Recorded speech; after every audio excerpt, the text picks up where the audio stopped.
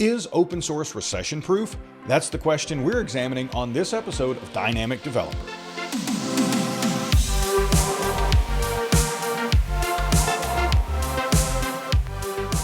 I'm your host, Bill Detweiler, and I'm excited to be joined by someone with over 20 years of experience in the open source community, Dr. Dries Buytaert. Dries is the founder and project lead of Drupal. He's also the founder and CTO of Acquia and a young global leader at the World Economic Forum. Dries, thanks for joining me. Thanks for having me. Excited to be here. So, you wrote a blog post last month about how open source is better positioned to survive an economic recession and a downturn, maybe than other software distribution models, right? The post was in response to the novel coronavirus outbreak and the economic sort of downturn. But we've seen this before, and that was the basis of your article. So what is it about open source that makes it recession-proof or recession-resistant at the very least? I think what tends to happen in these recessions, and I actually looked back at the last two recessions, the dot-com crash in 2000 to 2004, and also the Great Recession, 2007, 8, 2009, if you will. And every time actually open source got a boost, if you will. And the reason is actually quite simple and intuitive, in my opinion, which is when these economic downturns happen, organizations, they have to lower their costs, right? And so when you have to lower your costs, I think open source becomes a much more compelling option compared to, typically more expensive proprietary software. And so recessions force organizations to do more with less. And I think open source becomes a really, interesting option. And this is what happened in the dot-com crash. This is what happened in the Great Recession. And, Great Recession was 12 years ago. And open source has actually come a long way since then. So I think open source is an even more viable alternative compared to 12 years ago in the Great Recession, and certainly 20 years ago in the dot-com crash. The other thing, which is maybe a little bit more surprising, that we tend to see is that, when developers get unemployed, and obviously that's, a sad thing, but it does happen. Often they look at open source or they participate in open source as a way to develop or extend their skill sets. As they have no jobs, open source can be a great avenue to learn new technologies, to upskill, if you will, and then hopefully launch into the next phase of their career. And so we actually do see an increase in open source contribution as well during recessions. That's a really important point, because that was something you addressed in your article also, was the importance of open source contribution, right? From both individuals and from organizations. Talk a little bit about how that plays a role in the growth of open source. It depends a little bit on the open source project, but we can slice and dice open source projects in many ways, but some of them are really community-led, which means most of the development is done by a community of people and organizations. And then other open source companies are, maybe primarily company-led, where there's one prominent company that's doing most of the work.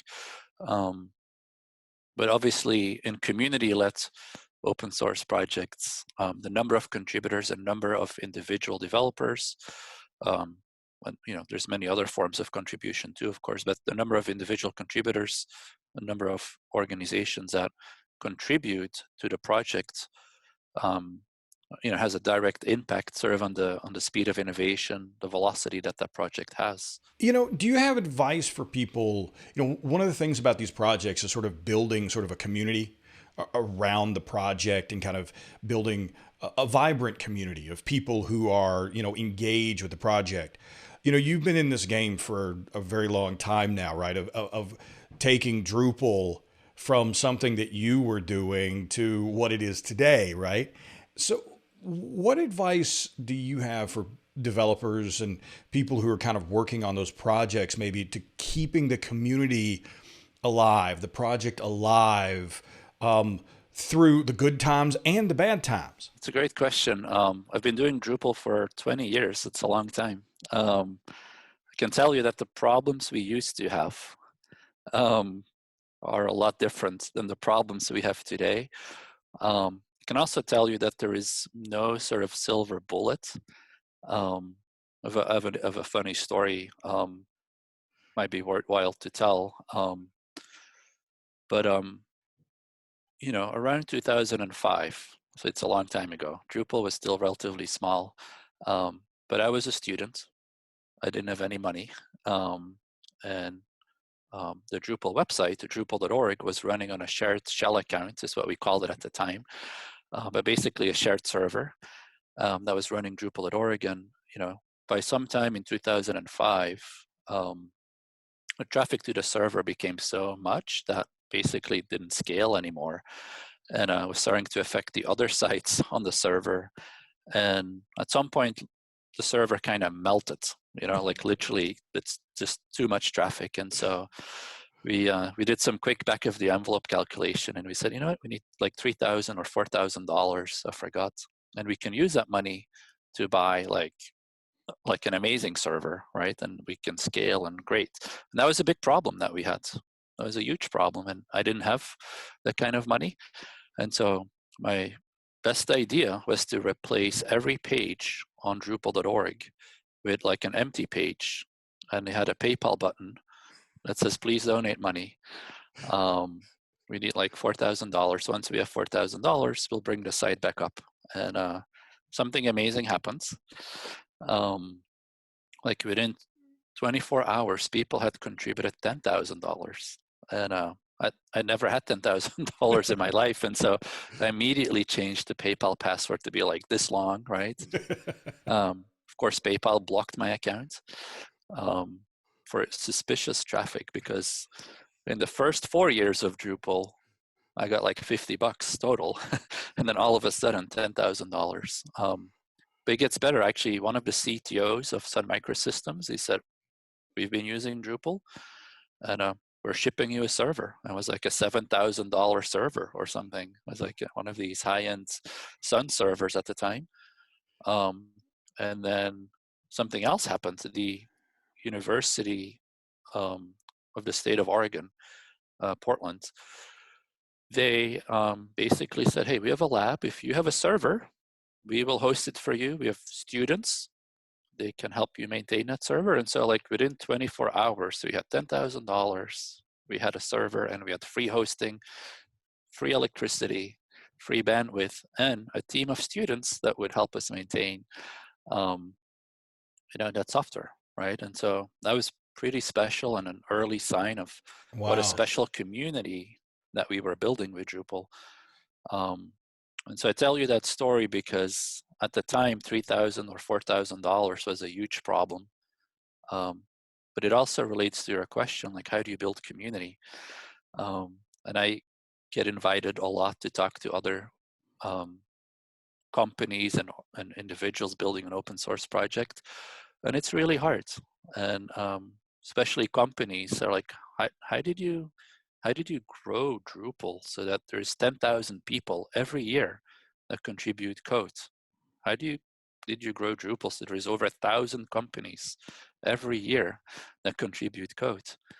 And the thing is, there is no really easy answer, and I'm happy to talk more about it. But I often suggest to them, well, maybe you should turn off your servers for a few days and see what happens. Is it really just about creating maybe a product that clearly people found valuable or that they were passionate about? I mean, is it more to it? Is it because, clearly, people came out of the woodwork then.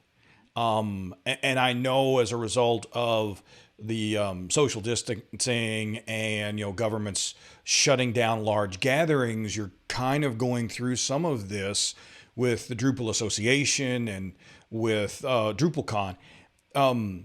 So is the secret I mean, there is no secret, like you said, but is one of the things just sort of creating a project that people do feel passionate enough about, or they get invested in, to that they feel like, hey, this is, they take on a little bit of personal, maybe ownership or buy-in, and then they're willing to sort of take the next step, to invest their time, their effort, their energy in it. Yes to all of that. So I think everything starts and stops with having a good product, right? Like if the software isn't great, if people don't like using it, if it doesn't meet the needs of users, it's hard to build a community. So it starts by having something that's highly functional and needed in the market. Um, but that alone doesn't create an open source community. Um, so, I mean, the next step is usually to enroll people or organizations to contribute to your project. And one of the things that I've learned is that you have to be explicit about it. Like you have to actually ask people. And so one of the things that I would do often in the early days of Drupal, people would email me and they would say, hey, it would be pretty cool if Drupal did this. And I said, great. Do you mind implementing it? I'll help you, right? And so I would immediately invite them to contribute. Um, and surprisingly, a lot of people do when you invite them to contribute. I think there's a huge barrier for people to do it on their own, at least back in the day. And still today, I think a lot of people are shy to maybe jump in and sort of do that thing. But sometimes a simple act of asking, hey, do you mind, if you have the time, if you have the skills, do you mind helping? And if you give people that sense of ownership, they do, they're very often very incentivized to contribute.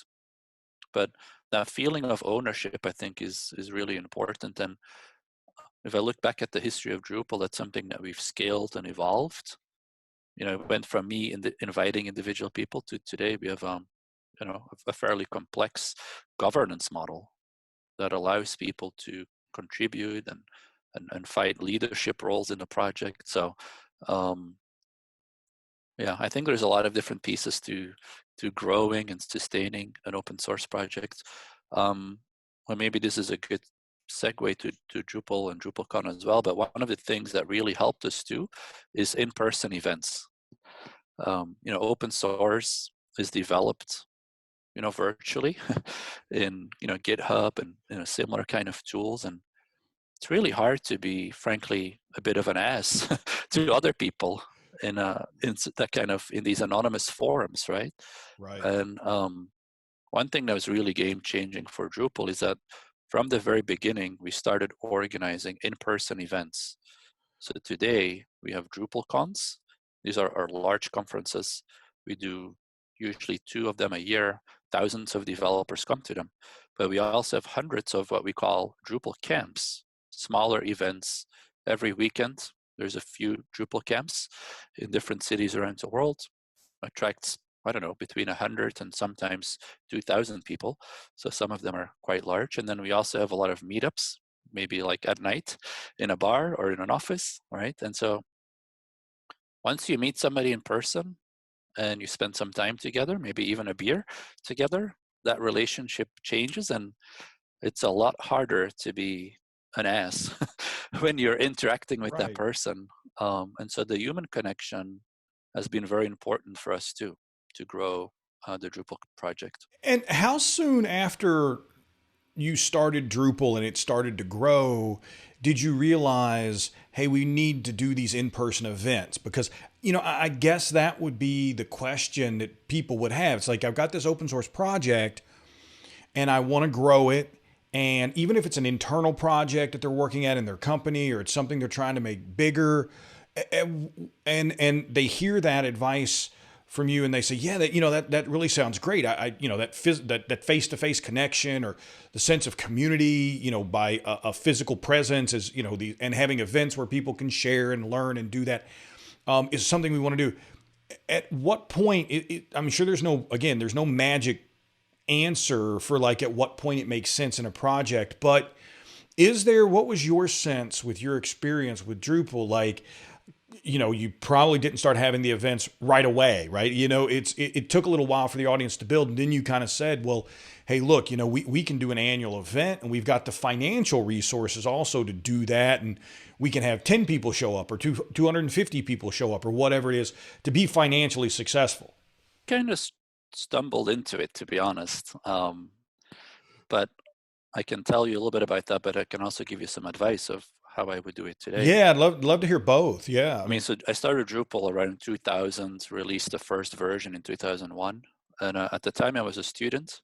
I was doing a PhD in computer science, and I would travel the world to do presentations about my work and meet with other researchers. And in around 2004, I had to be in Vancouver, Canada, to present at a conference. And by then, there was sort of the early beginnings of a Drupal community, and a whole bunch of them that were living in Canada, but also in the US. They said, you know what, we're all traveling to Vancouver. Like, we want to meet you and we want to kind of spend a half day together. And I'm like, wow, I didn't expect that, but sure, let's do it. And we had sort of our first informal Drupal evening where I gave my very first Drupal presentation ever. And that was a lot of fun. And we ended up hanging out and had a lot of fun. And we said, we need to do this again. And so that led actually to the first Drupal con organized in Belgium, where I was living at the time. And I mean, I remember, like, I think 35 or 40 people showed up. And at the time, I could not believe 35 or 40 people would actually travel to Belgium to talk about Drupal for, days. Because you have to imagine, I was just doing my PhD. Most of my friends and family didn't even know about Drupal. It's not something I would talk to people about. It was just something I did, fun, right? And then all of a sudden, we've got like 40 people or so that wanted to talk about Drupal all day. And so we kind of stumbled up into it. We created this connection, and it was a lot of fun. And so we started doing it, very regularly, at least twice a year ever since. And so my advice today, though, if you have an open source project and you want to grow it, I would start earlier. To be honest, I would probably start immediately in my local town to like have something, maybe even once a month. And if 2 people show up, great. If nobody shows up, great too.